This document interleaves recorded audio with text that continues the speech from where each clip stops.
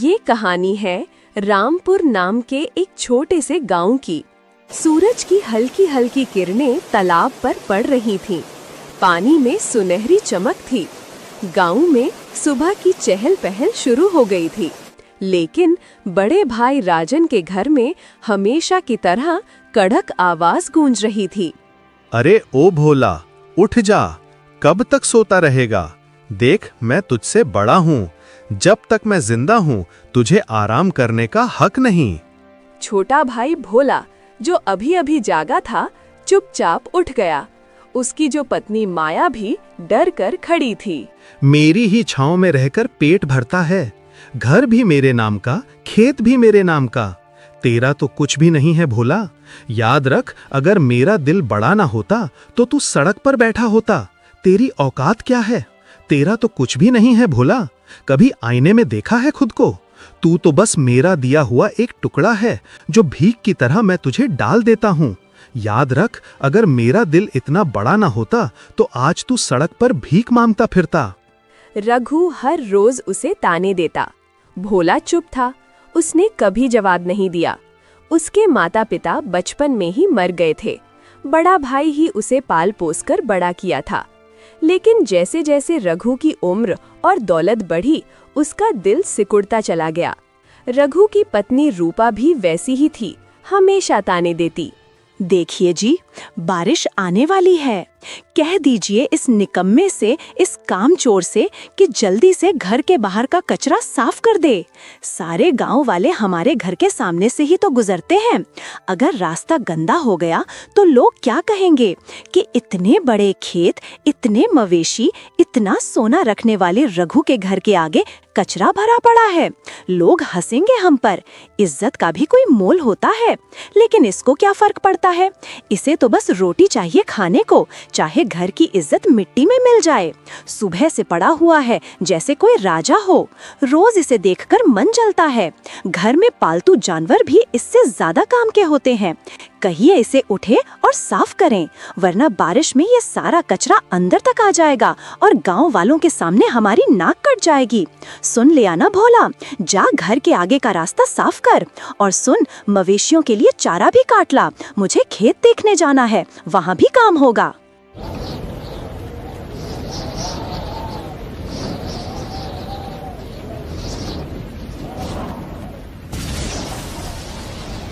भोला चुपचाप बाहर निकल गया। भोला भगवान कृष्णा का बहुत बड़ा भक्त था। वो कृष्णा का नाम लेते हुए बाहर निकल गया। उसका दिल भारी था। हर दिन भाई की बातें उसे तोड़ रही थी, लेकिन फिर भी वो यही सोचता, भैया ने ही तो पाला है, उनका हक भी है डांटने का। बारिश की बूंदें अब धीरे धीरे गिरने लगी थी। आसमान में घने काले बादल थे। बूढ़ी दादी कह रही थी, अरे, नदी का पानी बढ़ेगा आज। ईश्वर सबके रक्षा करे। रघु खेत की ओर निकल पड़ा। जाते जाते भोला से बोला, सुन, अगर बारिश तेज हुई और नदी का पानी घर तक आ गया तो सबसे पहले मेरे मवेशी बचाना। तेरा सामान तो वैसे भी कोई काम का नहीं, पर मेरी गाय भैंस मर गई तो नुकसान मेरा होगा। भोला की आंखों में आंसू आ गए, पर उसने सिर झुकाकर कहा, ठीक है भाई, जैसा आप कहें, आपका हर हुक्म सर आंखों पर। और हाँ, अगर खाना खाने का मन करे तो पहले मुझे खिला देना, तू बाद में खा लेना, समझा? ये कहकर वो चला गया। बारिश अब तेज होने लगी थी। आसमान में बिजली कड़क रही थी। भोला ने जल्दी जल्दी घर के बाहर का रास्ता साफ किया, फिर मवेशियों के लिए चारा काटने चला गया। मन ही मन उसने भगवान से कहा, हे प्रभु, इस बारिश में हमारे घर बचे रहें। भले ही मेरा कोई सामान बह जाए, पर भाई का घर बचा लेना। उनके पास तो सब कुछ है, मैं तो जहाँ भी जाऊंगा रह लूंगा। उसकी दया और भोलापन देखकर मानो बादल भी रो पड़े। बारिश और तेज होने लगी थी, लेकिन रघु को अपने खेत की चिंता थी। उसने दूर से देखा, पानी खेतों में भर चुका था, मगर उसके मन में सिर्फ एक ही बात थी, अब की बार फसल मरी तो भोला को काम से निकाल दूंगा। उसके पेट पर बोझ उठाने की ताकत मुझ में नहीं। उसके मन का घमंड और लालच बारिश के पानी से भी ज्यादा गहरा था। बारिश की बूंदें अब तेज होकर मूसलधार बन चुकी थी। गांव के लोग अपने अपने घरों को मजबूत करने में लगे थे। नदी का पानी उफन कर किनारों से बाहर आने लगा था। उसी समय रघु घर लौट आया। मूड और भी खराब था। खेत का आधा हिस्सा पानी में डूब चुका था। आते ही उसने देखा भोला ने चारा काटा नहीं था। दरअसल बारिश इतनी तेज थी कि भोला खुद भीगकर काट रहा था, लेकिन भोला को उसकी हालत से कोई फर्क नहीं पड़ा। उसने गुस्से से चिल्लाकर कहा, निकम्मे, जब देखो तब भीगता रहता है। चारा नहीं काटा, अब मवेशी भूखे मर जाएंगे। तू किस काम का है आखिर? भाई, बारिश बहुत तेज थी, माफ कर दो, मैं अभी काट लाता हूँ। रघु की आंखों में घमंड और नफरत भर गई। उसने एक जोरदार लात भोला के पेट में मारी। भोला गिर पड़ा। उसकी पत्नी माया दौड़ती हुई आई, लेकिन रघु ने उसे भी धक्का दे दिया। राजू, उनका छोटा बेटा, जोर जोर से रोने लगा। बस, बहुत हो गया। आज से ये घर तेरा नहीं, निकल जा यहाँ से। मैं तुझ पर और तेरे परिवार पर एक दाना भी खर्च नहीं करूँगा। निकल जा मेरे घर से। भोला की पत्नी गिड़गिड़ाती रही। भैया, हाथ जोड़ती हूँ, ऐसा मत करो। बारिश हो रही है, हम कहाँ जाएंगे इस वक्त? देखो भैया, हमारा तो कोई नहीं है। ये घर ही हमारा आसरा है। अगर इसे भी छोड़ देंगे तो छोटा बच्चा कहाँ सिर छुपाएगा? भैया, भगवान के लिए, इतनी रात में इतनी ठंडी में कहाँ जाएंगे हम? सड़क पर मर जाएंगे भैया। आपको जो चाहे सजा दे दीजिए, काम का दोहरा बोझ दे दीजिए, लेकिन घर से मत निकालो। जहां मर्जी जाओ, नदी में डूब मरना है तो मर जाओ, मुझे कोई फर्क नहीं पड़ता। ये घर मेरा है और इसमें रहने का हक भी सिर्फ मेरा है। बारिश की बूंदें अब भोला के आंसुओं के साथ मिल चुकी थी। वो चुपचाप उठा। उसके गीले कपड़े उसके शरीर से चिपक रहे थे। उसने अपनी पत्नी और बेटे को साथ लिया और निकल पड़ा। उसकी पत्नी की आंखें लाल थीं, लेकिन उसने भी कुछ नहीं कहा। दोनों घर से बाहर निकल गए। बाहर ठंडी हवा चल रही थी। बारिश में उनके पैर कीचड़ में धंस रहे थे। बच्चे का शरीर ठंड से कांप रहा था। रात का अंधेरा उतर आया था। गांव के लोग खिड़कियों से देख रहे थे, पर किसी की हिम्मत नहीं हुई कुछ बोलने की। रघु से सब डरते थे। और प्रभु कृष्णा का नाम लेते हुए भोला धीरे धीरे तालाब की ओर बढ़ गया।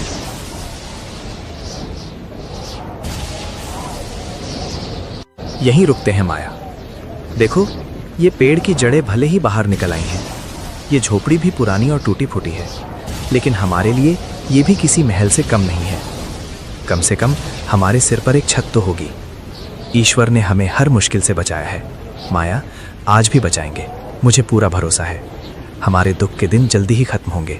हमें बस हिम्मत नहीं हारनी है। जब तक ये सांसें चल रही हैं, मैं तुझे कभी भी खुले आसमान के नीचे सोने नहीं दूंगा। सुनिए जी, हमने किसी का क्या बिगाड़ा था? हम तो हमेशा सबका भला ही चाहते थे। फिर भी भैया ने हमें क्यों निकाल दिया? उनका दिल इतना कठोर कैसे हो गया? हम तो अपने हक का भी नहीं मांग रहे थे, बस 2 रोटी और सिर छुपाने की जगह चाहिए थी। क्या यही हमारा कसूर था? भगवान ही जाने अब हमारा क्या होगा। माया, मत रो, मत रो। देखो, राजू को ठंड लग जाएगी, उसका बदन कांप रहा है। अगर तू ऐसे टूट जाएगी ना, तो मैं भी कमजोर पड़ जाऊंगा। मैं अभी जाता हूँ गांव के बाहर। वहां महल के नीचे सूखी घास पड़ी थी, वहीं ले आता हूँ। देख लेना, इसी बारिश में, इसी ठंडी रात में हम अपना घर सजाएंगे। हाँ, टूटी फूटी झोपड़ी होगी, दीवारों से हवा भी आएगी, लेकिन वो हमारा होगा माया, सिर्फ हमारा, छोटा सा। लेकिन उसमें तेरा, मेरा और राजू का सपना होगा। मुझे यकीन है भगवान हमें देख रहे हैं। एक दिन यही बारिश हमारी खुशियों की भीगी भीगी सौगात लेकर आएगी। भोला घने अंधेरे में चला गया। उसकी पत्नी अपने भीगे बेटे को सीने से लगाकर बैठ गई। आसमान से बिजली चमक रही थी। पीपल के पत्ते झड़ रहे थे, पर उसी पेड़ के नीचे एक टूटे परिवार ने नया जीवन शुरू करने की ठानी थी। बारिश की बूंदें थमती नहीं थीं। भोला, माया और राजू नदी के किनारे पीपल के पेड़ के नीचे झोपड़ी में बैठे कांप रहे। बिट्टू भूख से रोने लगा। उसकी रोती आवाज सुनकर माया भी रो पड़ी।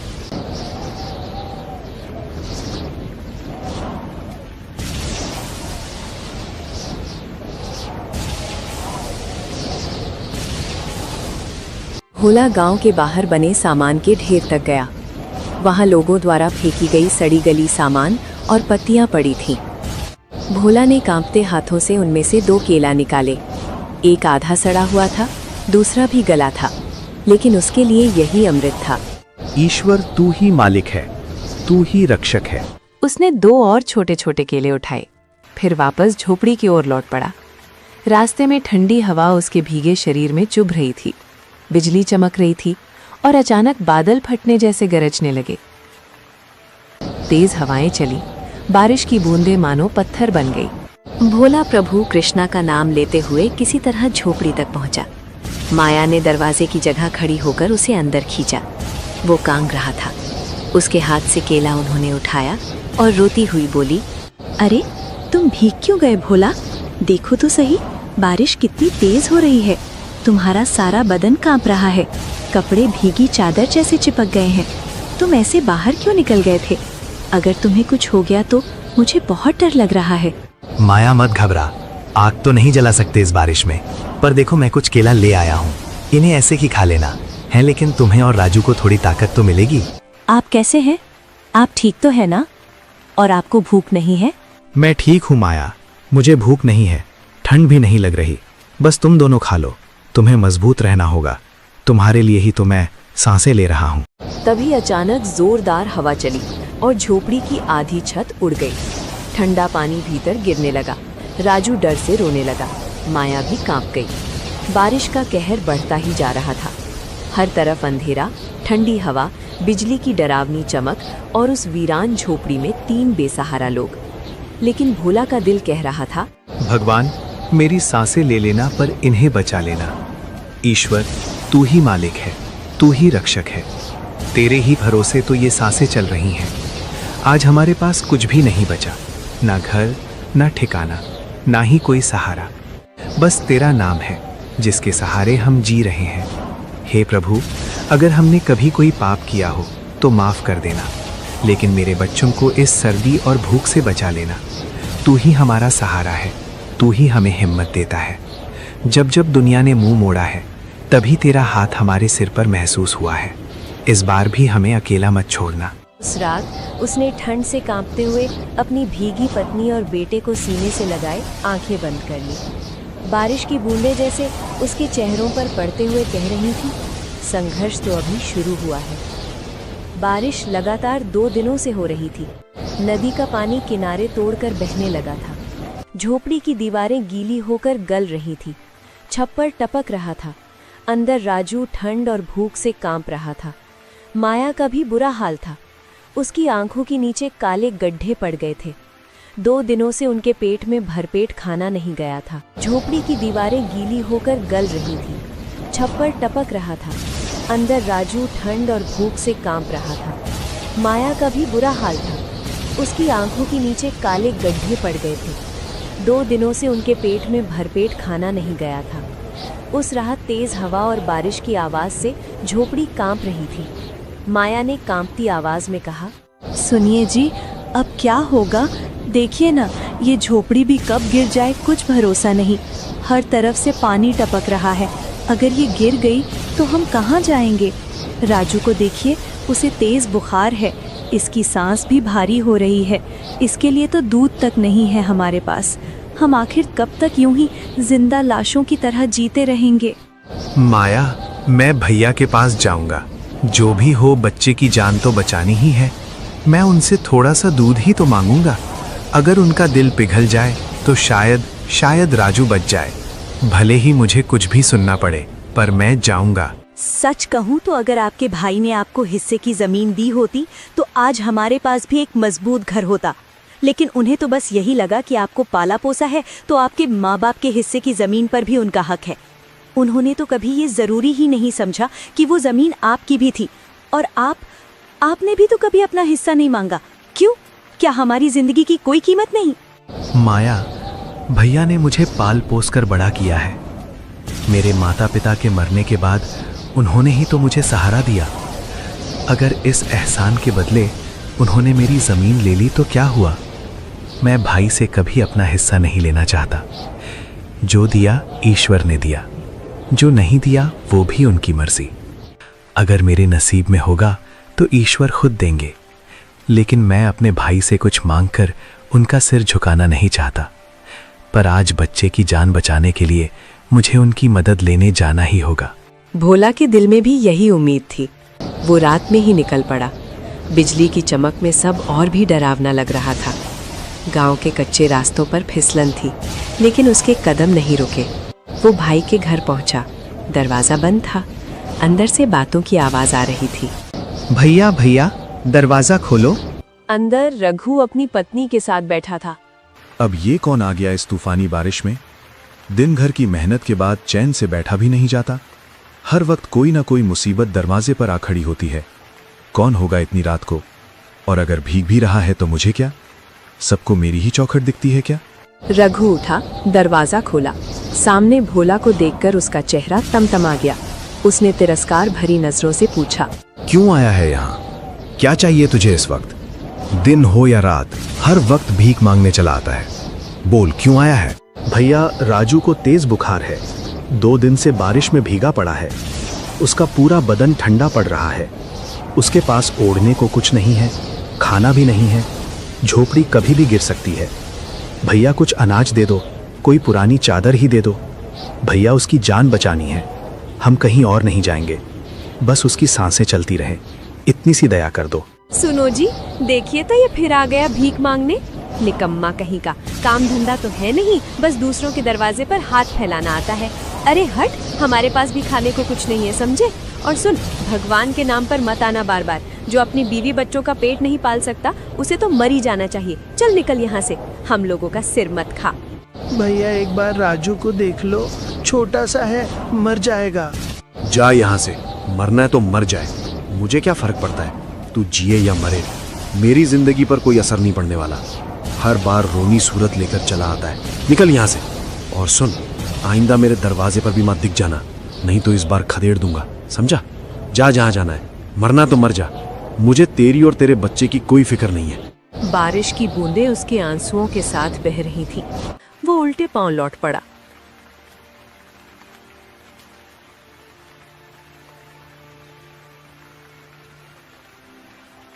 गांव के कुछ लोग अपनी अपनी खिड़कियों से देख रहे थे। भोला ने घर के आगे जाकर मदद मांगी। घर के मालिक ने तिरस्कार से कहा, जब तेरा अपना भाई ही तुझ पर दया नहीं कर रहा तो हम क्यों करें? निकल यहाँ से। स्वर्ग लोक में दिव्य शांति और प्रकाश फैला हुआ है। भगवान कृष्ण के समक्ष नारद मुनि आते हैं। प्रभु, क्षमा करें, मैंने आपकी तपस्या भंग की, परंतु इस क्षण धरती पर एक ऐसा भक्त है जिसने मेरा मन विचलित कर दिया है। नारद, मैं जानता हूँ तुम भोला की बात कर रहे हो ना? प्रभु, आप सब जानते हैं, वो गरीब किसान भोला जिसने सब कुछ कमा दिया। उसका झोपड़ी, उसका बैल, उसकी आखिरी उम्मीद।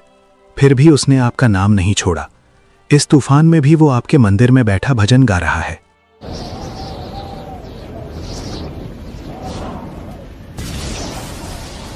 नारद, मैं हर भाव को देखता हूं।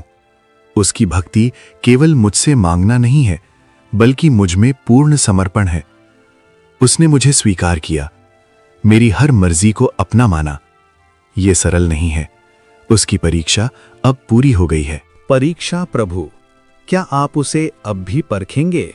उसकी आस्था इतनी दृढ़ है कि अब उसे किसी और परीक्षा की आवश्यकता नहीं। अब समय आ गया है उसे उसके समर्पण का फल देने का। मैं स्वयं धरती पर जाऊंगा। नारद, मैं हर भाव को देखता हूं। उसकी भक्ति केवल मुझसे मांगना नहीं है, बल्कि मुझ में पूर्ण समर्पण है। उसने मुझे स्वीकार किया, मेरी हर मर्जी को अपना माना। ये सरल नहीं है। उसकी परीक्षा अब पूरी हो गई है।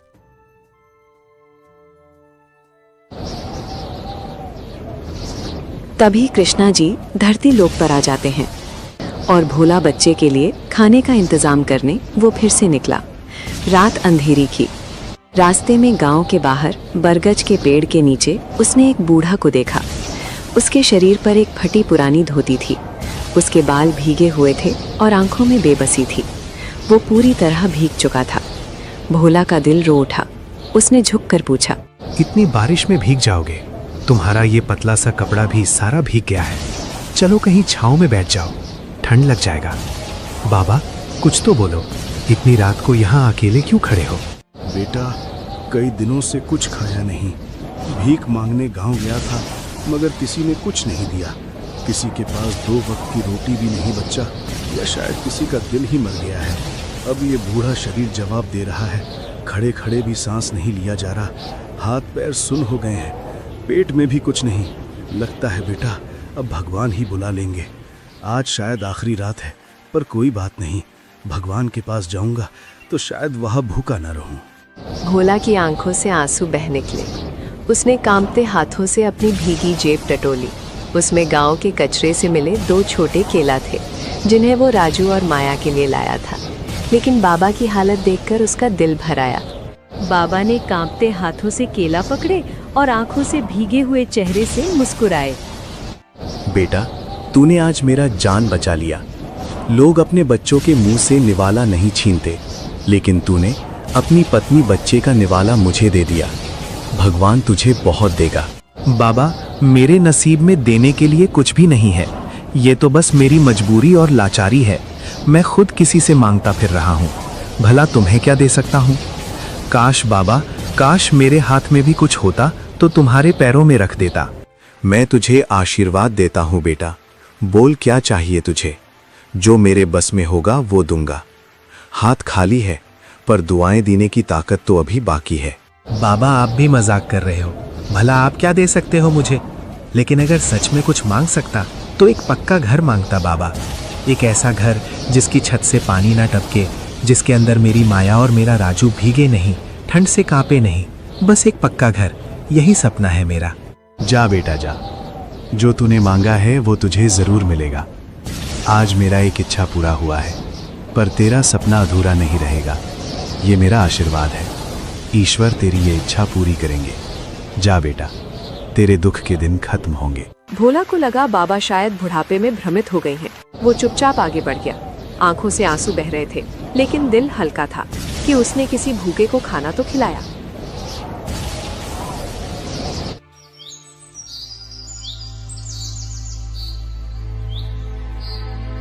जब वो वापस अपनी झोपड़ी के पास पहुंचा तो उसकी आंखें फटी की फटी रह गईं। जहां वो टूटी फूटी झोपड़ी छोड़कर गया था, वहां अब एक बड़ा सा पक्का घर खड़ा था। लाल ईंटों की दीवारें, मजबूत छत, खिड़कियां और सामने एक छोटे से ओसारी थी जहां माया बैठी थी।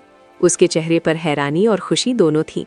माया ने भोला को देखकर रोते हुए कहा, सुनिए जी, ये घर कहाँ से आया?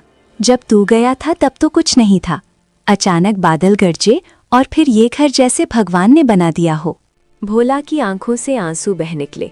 उसने आसमान की ओर देखा, पर उसे ऐसा लगा जैसे ईश्वर खुद उसे छूकर कह रहे हों, तेरी दया और सच्चाई का फल तुझे मिला भोला। आज मुझे एक बूढ़े आदमी मिला था, शायद वही फरिश्ता था।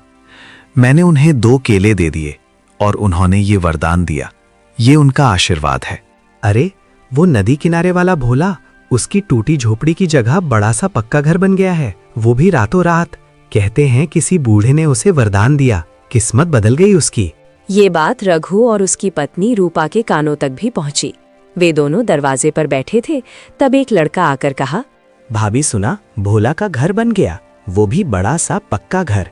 किसी बूढ़े साध्वी ने चमत्कार कर दिया, अब वो आराम से रहेगा। रूपा का चेहरा गुस्से से लाल हो गया।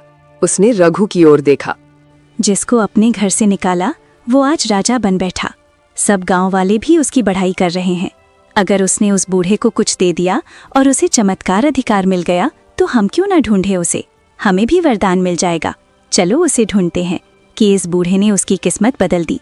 हम भी देंगे कुछ और मांगेंगे अपनी फसल की रक्षा, जमीन का विस्तार और बहुत कुछ। रघु और रूपा गांव के बाहर निकल पड़े।